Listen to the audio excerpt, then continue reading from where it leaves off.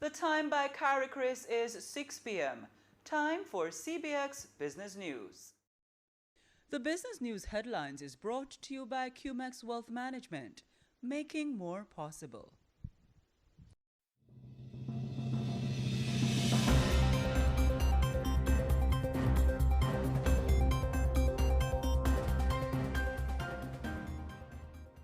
Risk management, cybersecurity priorities, and a nuclear comeback. Good evening and welcome to CBX Business News for Thursday, January 8, 2026. I'm Rachelle Moncrief. Thanks for joining us. Coming up, locally, Prime Minister Holness promises to shield Jamaica from unnecessary risk as global economic and geopolitical uncertainty deepens.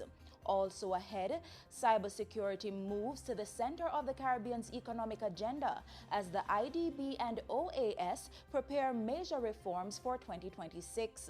And later, U.S. nuclear revival gains momentum with capital and big tech stepping in to back new projects and restarts. Stay with us as we unpack these stories and more right after the break.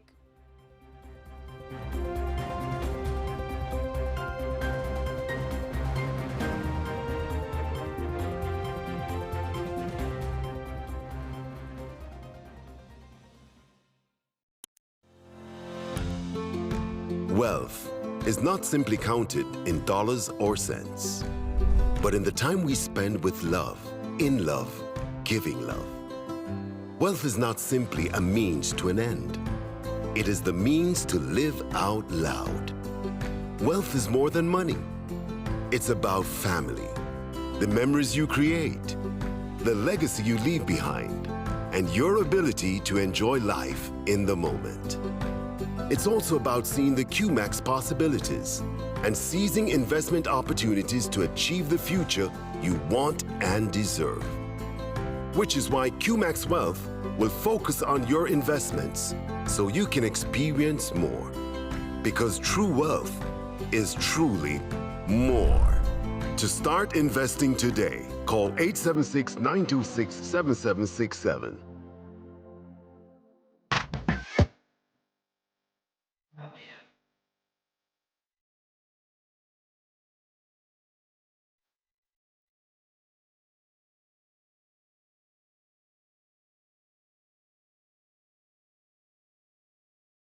In all of you.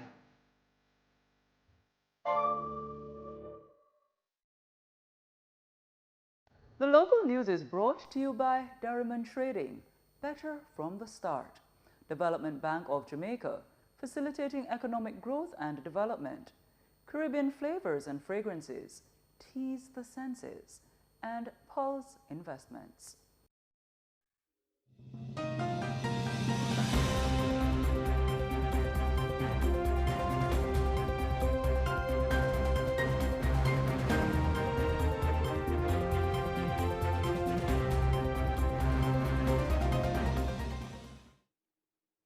Welcome back to CBX Business News.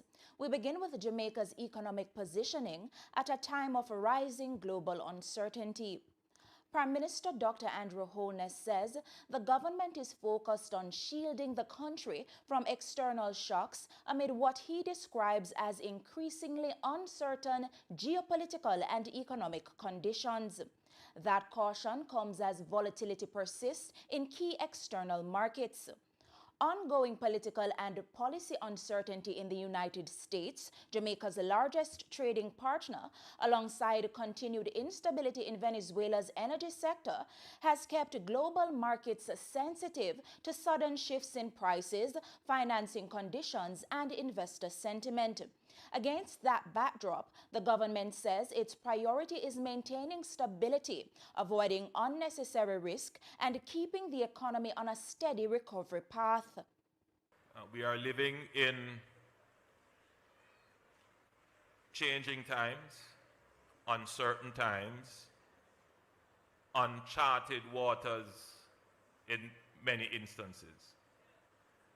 And my job as the steward of your affairs and the servant of your wishes is to keep Jamaica safe.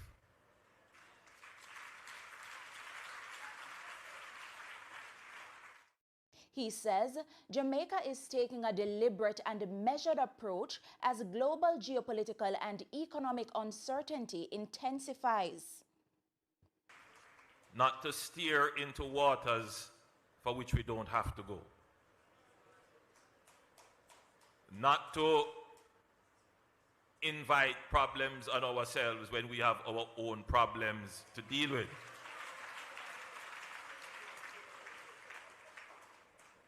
This is not us recoiling from our principles and duties. Jamaica has always been consistent, and we have always been the strong voice of reason for small developing countries globally, and continue to be. Many of the issues that are presently being discussed, if persons who comment on these issues would only do a very cursory research into the matter, they would see the positions that Jamaica has taken and continue to take. Meanwhile, Jamaica's labor market is facing renewed pressure in the wake of Hurricane Melissa, with Prime Minister Dr. Andrew Holness warning that unemployment is expected to rise as storm damage ripples through the economy. Speaking recently, the Prime Minister says disruptions to businesses, infrastructure, and livelihoods following the storm are likely to reverse some of those gains in the near term. I'm not yet seeing what the new labor statistics will say. Obviously, my own view is that there will be an impact on unemployment. Unemployment will rise as a result of the hurricane. But before that, we were experiencing the lowest levels of unemployment in Jamaica at about 4.3%. That's the lowest that's ever been in the history of Jamaica. Practically full employment. Addressing long-standing labor market concerns, Holness says employers across sectors continue to struggle to find workers who are trained, productive, and work-ready. But I've never been convinced that there is still not potential within the population and within the society to pull more persons into the labor force. And one of the complaints that we have been having is that, and we get it all the time, we just can't find good people to work. We just can't find productive, trained, skilled, competent, reliable people to work. It is a constant theme across all sectors of the economy. And one of the things we are picking up is that it's not that there isn't the bodies to work. The challenge is that they just don't have the attitude for work. That was Prime Minister of Jamaica, Dr. Andrew Holness. Moving now to some positive news for shareholders. Jamaica's dividend calendar for 2026 is beginning to take shape, with several listed companies declaring payouts or signaling imminent board decisions, offering early insight into shareholder returns for the year ahead. Among the latest developments, Productive Business Solutions Limited has notified the Jamaica Stock Exchange JSE that its board will meet on January 14, 2026 to consider a dividend payment to common shareholders. Already confirmed is Kingston Wharves Limited, which declared a dividend late in 2025 with a payment date falling in January 2026, ensuring it becomes one of the first cash returns to shareholders for the new financial year. Meanwhile, General Accident Insurance Company Jamaica Limited has declared a dividend in early 2026, reflecting continued profitability in the insurance sector despite a more volatile macroeconomic backdrop. Also on the list is the Limnas and Bards Limited, which announced dividend payments in January, including interim and special distributions, underscoring steady cash generation within the creative and marketing services space. And Jamaica closed December 2025 with a stronger external position as net international reserves NIR climbed to US $6.28 billion, according to the latest data from the Bank of Jamaica, BOJ. The central bank reports that reserves rose by US $157 million month on month, driven by higher foreign assets and lower external liabilities. Foreign assets increased to just over US $6.29 billion, while foreign liabilities fell by US $9.5 million. As a result, Jamaica's reserves now cover 50.9 weeks of goods imports and 33.6 weeks of goods and services imports, reflecting a modest improvement from November. Measured against the IMF's assessing reserve adequacy metric, Jamaica's reserves strengthened to 150%, up from 146, reinforcing confidence in the country's external buffers. On the domestic side, base money expanded by Jamaican $31 billion in December, reaching $466 billion, largely due to higher currency in circulation and increased commercial bank balances at the central bank. Meanwhile, the BOJ previously noted that December typically sees elevated currency demand, and the latest figures suggest liquidity conditions remained orderly as the year ended. And staying with the Bank of Jamaica, here's how the currency markets traded today. In Thursday's currency trading session, the US dollar is selling for $158.93, the Canadian for $116.86, the pound sterling for $216.09, and the going rate for the euro is $190.16. We move to the latest updates from the JSE equities. In Thursday's trading session, the JSE market activity resulted in the trading of 116 stocks, of which 46 advanced, 50 declined, and 20 traded firm. Leading today's winners are KLE Group, West Indies Petroleum Terminal, Margaritaville Turks, and Margaritaville Turks USD. While leading the losers are Epley 7.7% preference shares, Knutsford Express Services, Mayberry Group, and Paramount Trading Jamaica. The main index advanced by 2,754.03 points to close at 326,702.42 points. The junior market index declined by 40.29 points to close at 3,369.24 points. And it's time for Market Education Feature, brought to you by CARICRIS, Regional Ratings, Global Standard. In today's Market Education Feature, we're talking about duty. A duty is a tax charged on specific goods, services, or transactions.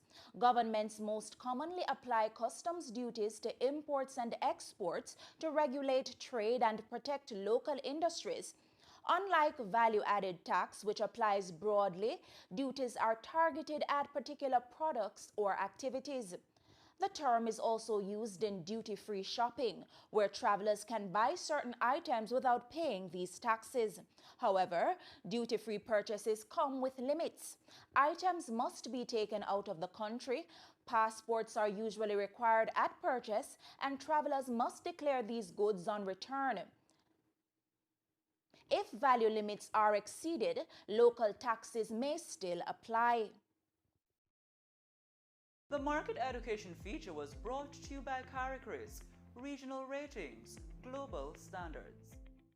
And that's it for the local news segment. Please stay with us. The regional news is up next.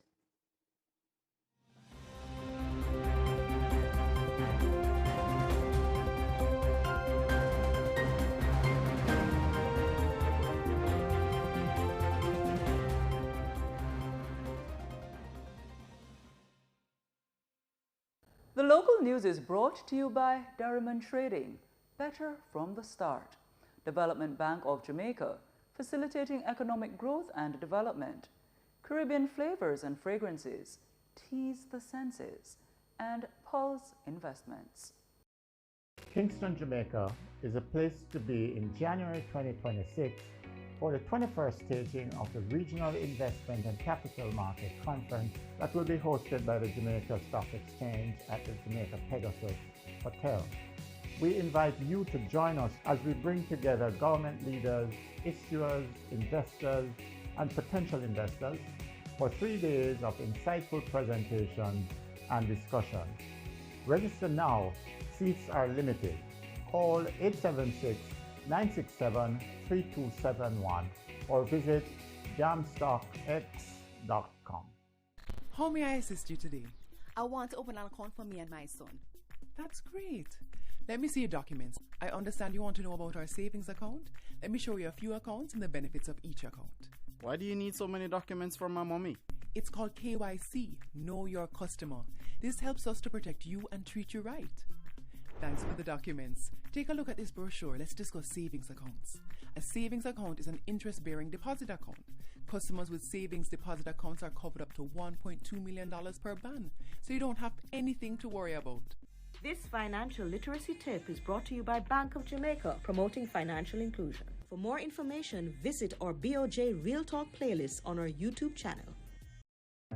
We get it! We get the big contract! 50,000 units a month for 3 years! Great! We need help. If you are a business owner that requires capital for the expansion of your business, talk to a registered broker today to find out more about listing your company on the Jamaica Stock Exchange, an efficient alternative to other financing options. Thank God for the Jamaica Stock Exchange Junior Market. The Jamaica Stock Exchange, providing a fair, efficient, and transparent stock market.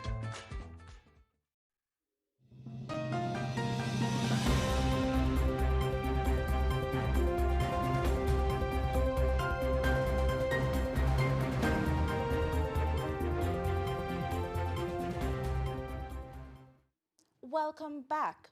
And now for the regional business news. The Inter-American Development Bank, IDB, and the Organization of American States, OAS, are moving to make cybersecurity a core part of their 2026 economic and digital development strategy for the Caribbean. The multilateral partners are preparing to integrate evidence-based cybersecurity assessments into policy planning. Cybersecurity Project Officer at the OAS, Carlos Bena, says the assessments will give governments and investors a clearer view of national cyber risks, regulatory gaps, and readiness levels. The 2025 report covers 30 OAS member states in Latin America and the Caribbean, so most of our member states in the region, and it combines two perspectives. On the one hand, it's a regional overview, which helps us understand shared trends and common challenges. And on the other hand, you have individual country profiles, which allows governments to see their own strengths and gaps more clearly. That was OAS Cybersecurity Project Officer Carlos Bena. The Nevis Island Administration, NIA, is positioning 2026 as a year of investment-led growth with a diversification strategy aimed at expanding employment and attracting both private and diaspora capital into the Nevis economy. Premier of Nevis, Mark Brantley, says the approach will be anchored by sound macroeconomic management to include the proposed South Coast destination development intended to broaden Nevis' economy base and reduce reliance on traditional sectors. It is therefore incumbent upon us to introduce new and bold ideas for growth and development to continue our economic acceleration. The proposed South Coast development called Destiny is one such new, innovative initiative aimed at diversifying the island's economy. The economic decisions that we take may not have unanimous public support at this time, but are necessary to move Nevis forward. That was Premier of Nevis, Mark Brantley. Antigua and Barbuda's goodwill agencies is confronting a material business disruption after the theft of more than 100 cases of chicken. A loss, the company says, directly impacts revenue, supply reliability, and food market integrity. The distributor warns the incident is not simply an inventory shortfall, but a financial setback that could affect customer deliveries, force higher security spending, and expose the market to unregulated food sales. Goodwill Agencies has issued a public advisory urging consumers and retailers to avoid chicken being sold outside authorized channels, citing serious food safety and quality risk tied to the stolen products. In other news, the Barbados government is accelerating its road improvement program, framing the push as a direct economic intervention aimed at reducing business disruption, lowering vehicle operating costs, and improving productivity across major commercial corridors. Minister of Transport, Works and Infrastructure, Santia Bradshaw, says the government is prioritizing resilient infrastructure designed to withstand extreme weather while protecting public investment and reducing long-term repair spending. That between January and June, when it is usually dry, for the most part, we have to do and accelerate the roadworks program. The reality is that we are seeing an intensity that, in fact, led this administration to explore the whole issue of roller compacted concrete, building concrete roads, and in reintroducing that into our landscape, because we recognize that just the traditional asphalt type road was not going to be sufficient to be able to sustain the changes in the way that the climate has a direct impact on destroying road infrastructure. That was Barbados Minister of Transportation, Works and Infrastructure, Santia Bradshaw. It's now time for news from the Trinidad and Tobago Stock Exchange. Overall market activity resulted from trading in 24 securities, of which 5 advanced, 9 declined, and 10 traded firm. Today's winners are National Enterprises, First Citizens Group Financial Holdings, Guardian Media, and Scotiabank Trinidad and Tobago, while leading the losers are National Flour Mills, A.S. Bryden & Sons Holdings, Guardian Holdings, and L.J. Williams B. Trading activity resulted in the following movements. The All-TNT Index advanced by 6.62 points to close at 1,377.78. The Composite Index also advanced by 3.24 points to close at 951.28. The Cross-Listed Index, however, declined by 0.06 points to close at 69.24. The SME Index remained at 93.99. And we take a short break, but please do stay with us. The international news segment is up next.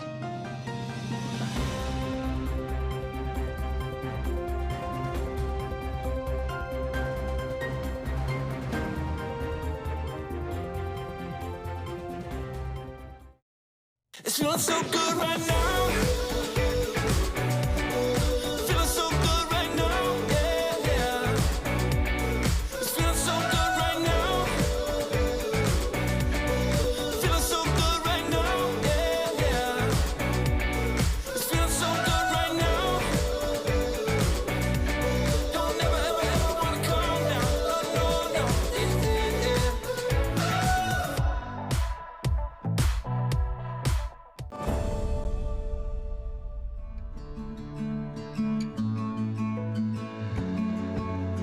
FESCO started from 5 shareholders who believed that they could execute a fuel company as good as or as better than any multinational. The director shareholders always believed that the dealers within our network should be owners of the company. They believe that staff should be owners of the company. And specifically also believe that the public should become shareholders.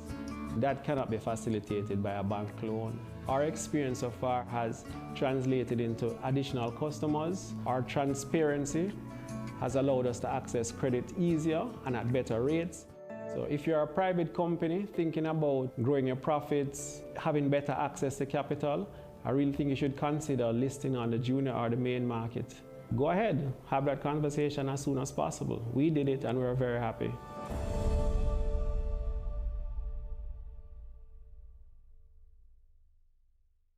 Serious about building Jamaica? Build with solid PVC pipes and conduits, manufactured in Jamaica by Phosphate, made to the highest standard. Solid PVC pipes and conduits are made in Jamaica by Jamaicans for Jamaicans. Available at hardware stores across the island. Take some solid advice, support our economy, and build well. Buy solid PVC pipes. Next time, ask for solid brand PVC pipes and conduits. Call our distributors or Phosphate at 876-937-5099.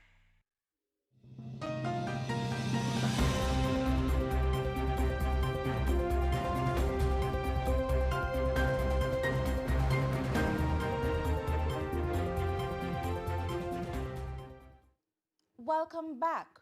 In international news, the United States is moving into a new phase of nuclear expansion driven by surging electricity demand, rising geopolitical competition, and renewed private sector investment.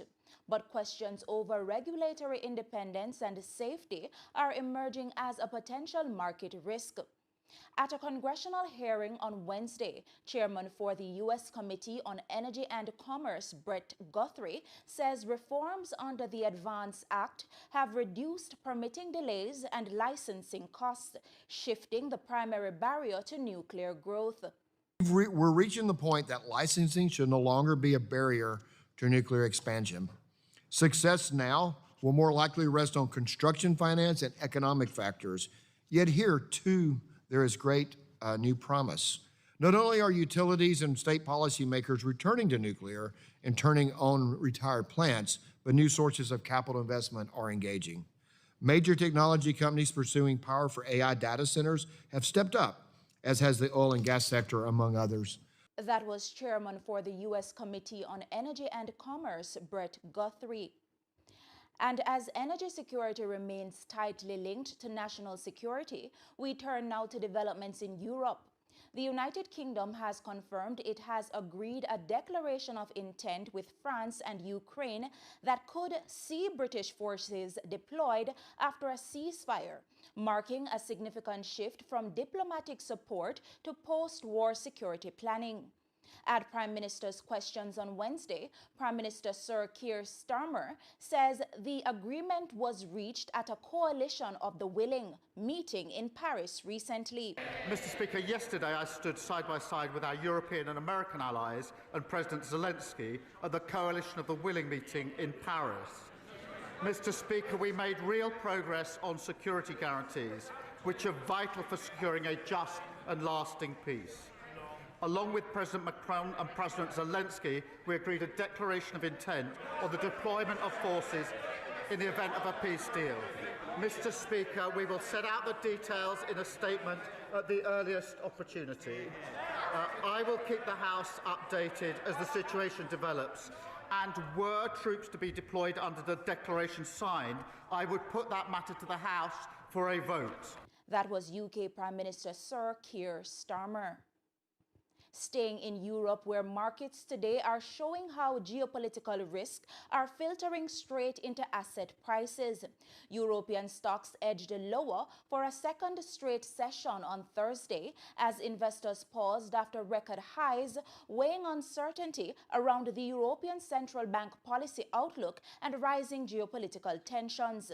The Eurozone's Stoxx 50 slipped 0.3%, while the broader Stoxx 600 eased 0.2% as some investors locked in gains. Tech shares led declines, tracking weak U.S. sentiment and concerns that heavy investment may not deliver expected returns. Banking stocks closed firmer, led by a more than 3% gain in BNP Paribas.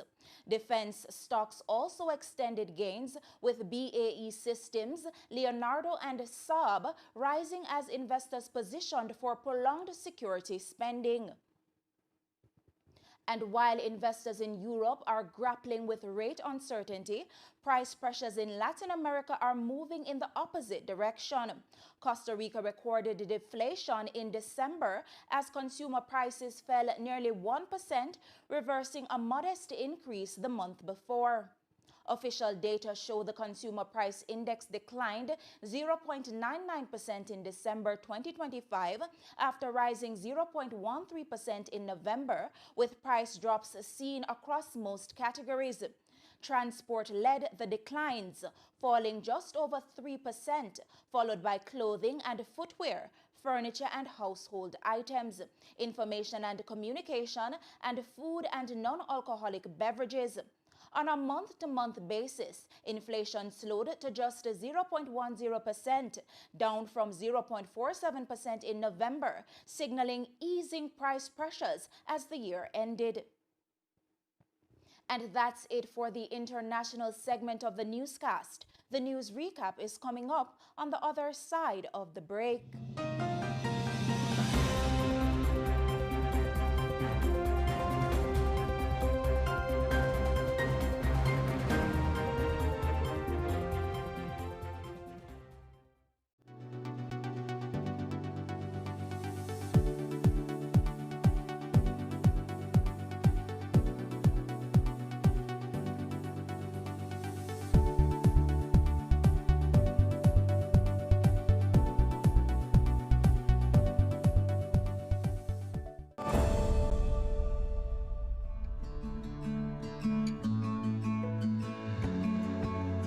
Caribbean flavors and fragrances. We started out as a small family-owned business, and now we're a part of a large group of companies. Being listed on the stock exchange allows us a certain prestige. It also speaks to accountability and transparency. We had some fears about getting our information in the public domain, but once we contacted the Jamaica Stock Exchange, who have the knowledge and the experience to guide us, we were comfortable with getting into the process. If you have any doubts about being listed, just give the Jamaica Stock Exchange a call. They'll be very happy to take you through the process and also provide you with information that you may need. Make that call now.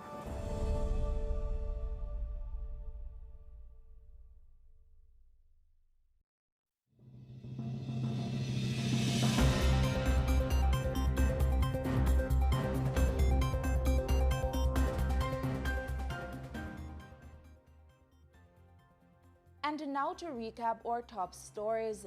In the local news, Jamaica must avoid unnecessary risk as global uncertainty deepens.